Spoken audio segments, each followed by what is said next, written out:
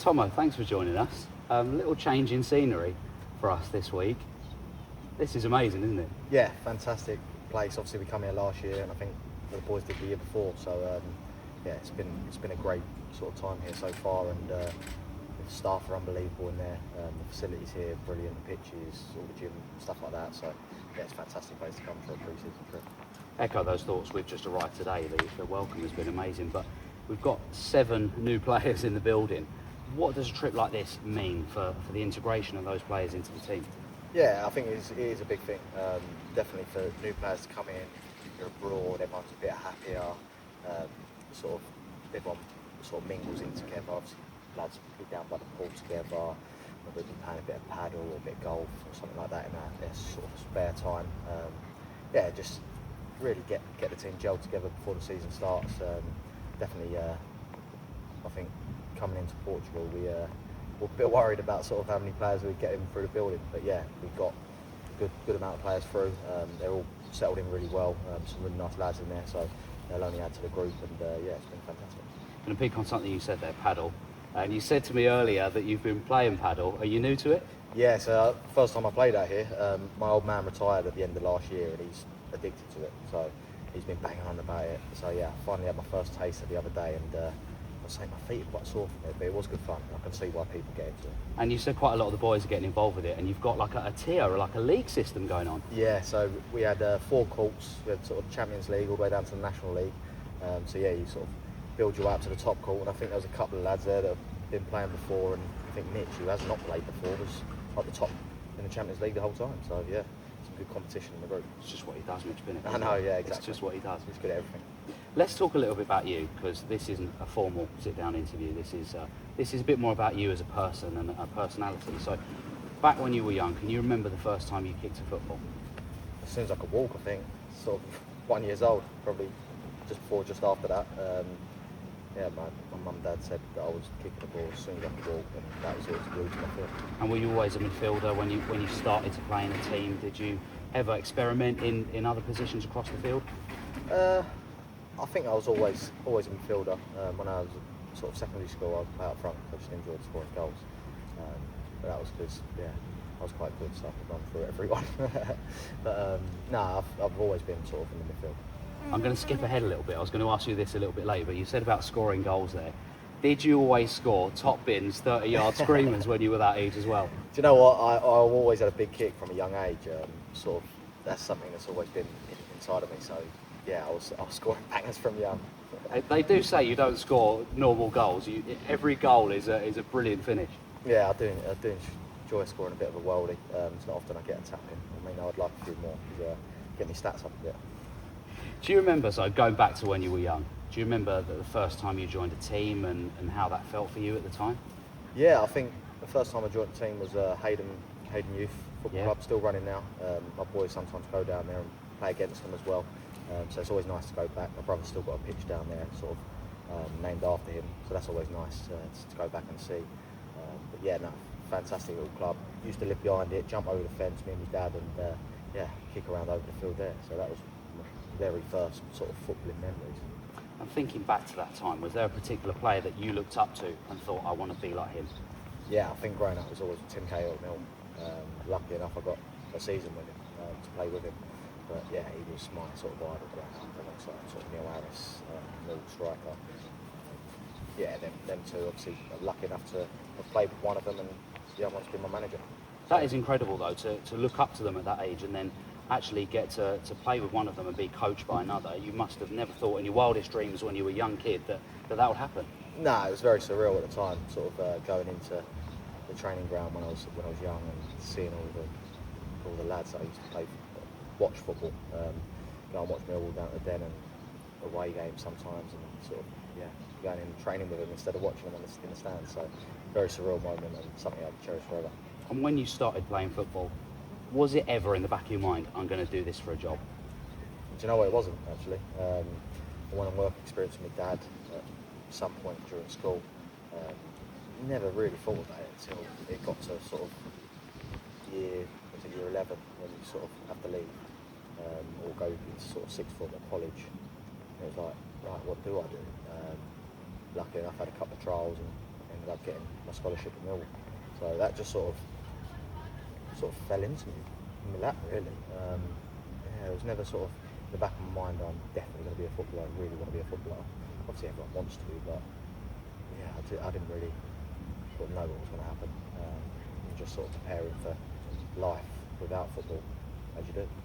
What do you think you'd do if you weren't a professional footballer? I feel like I would have gone into work with my dad.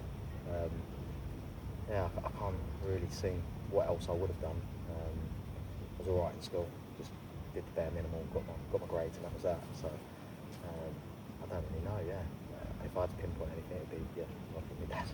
And you talk about your dad a lot. It sounds like he's been really supportive of your journey as a player. Yeah, 100%.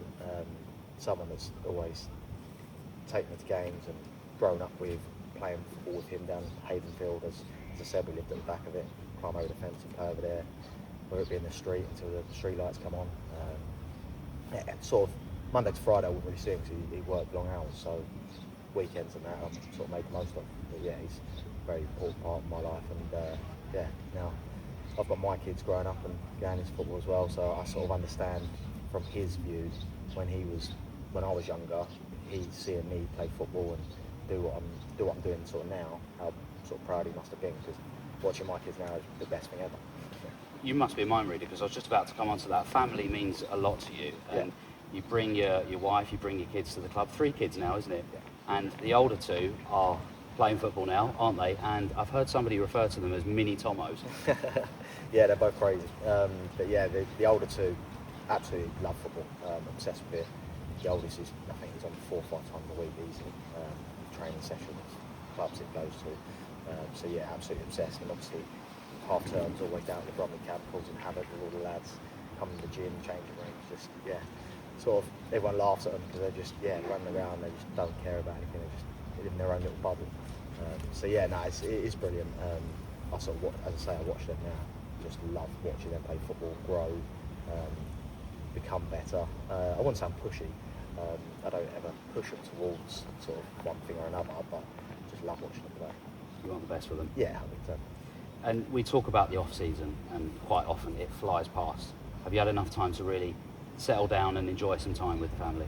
Yeah, definitely. I think they keep me on my toes. Obviously with the new baby, sort of not so new now, coming up to 1. But yeah, he's brilliant. I'm sure he'll be playing football as soon as he can start walking properly. But yeah, and the other 2 sort of keep me so busy. They're just always non-stop. If I'm not playing football, I'm in the garden playing football. That's my routine. I'm taking to football. So yeah, it's just non-stop. We talk about pre-season. It's around the corner now. Well, it's here technically in Portugal, and then back in the UK next week. And we've got a whole schedule of games coming up. But one of those is, of course, against Millwall. And I think you've made it very clear today, but we know it anyway, that club means a lot to you. Yeah, I think my time there, obviously going in as a supporter, playing in the first team and playing my sort of idols really is unbelievable. One of the best times of my sort of career and life, being able to play for the club and support. Obviously played against them in pre-season last year. It was brilliant, obviously seeing all the fans, and always have great conversations with fans, even sort of walking past in the street, and even out here in Portugal, there's a couple of Millwall fans out here I've spoken to already. So yeah, it's a great club, great fan base, everything to do with Millwall I love. So yeah, it'd be brilliant to play them again. Hopefully I can get a goal this time, because I missed a sitter last time, I think. You don't score sitters though. No, exactly, yeah, so it wouldn't have been right. It's a club, you say, that means a lot to you. The fans mean a lot to you, and they adore you. And when you come to Bromley, it's kind of, for me from the outside, like a similar vibe. You seem to have found a home, and the fans absolutely adore you, and it's a great time to be involved with the club. 100%. I think since I've been at the club from the start, it's only going in one direction. Fantastic people to work with, like yourself, and everyone else. Great sort of family-orientated club. They do everything I need of the club, and I hope I do everything I need from myself for the club. So yeah, it's great to be a part of. Obviously, kids are always down there, always welcomed, and they're looked after. My wife loves coming down with them all and sort of seeing me play and seeing the kids enjoy it on the pitch. Yeah, it's just been a fantastic sort of ride so far, and hopefully it can continue. So yeah, it does help that probably half the fan base is Millwall fans as well. Yeah, it certainly does. Back to Portugal, where we are now. Who's your roommate this week? I am with Cheeky.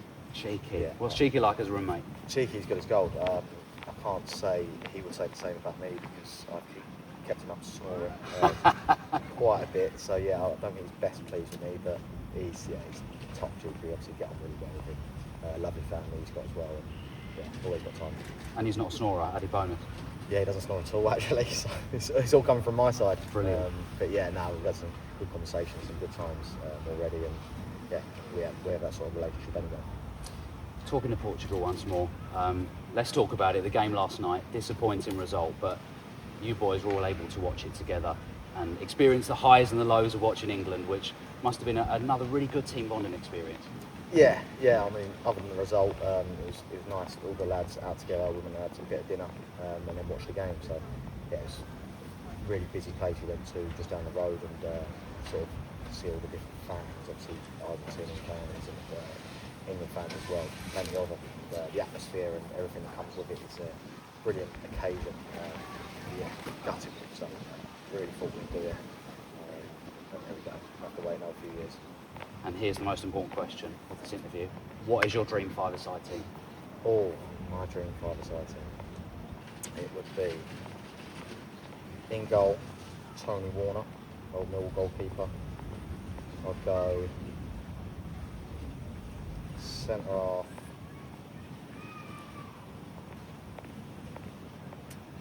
Paul Robinson. I'd go another defender, Dunny. I have to go Tim Cahill in the middle with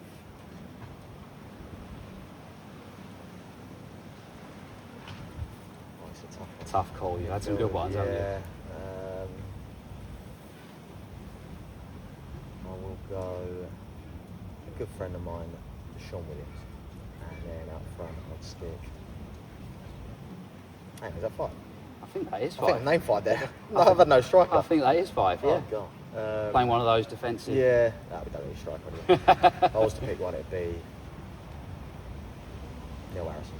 Very good, very good. And just finally, before we finish, what's your message to the fans ahead of the season? Come for the ride, get down to the stadium, cheering on the boys every game, and hopefully we can have another very successful season. Tomo, it's been a pleasure. Top man. Cheers, mate.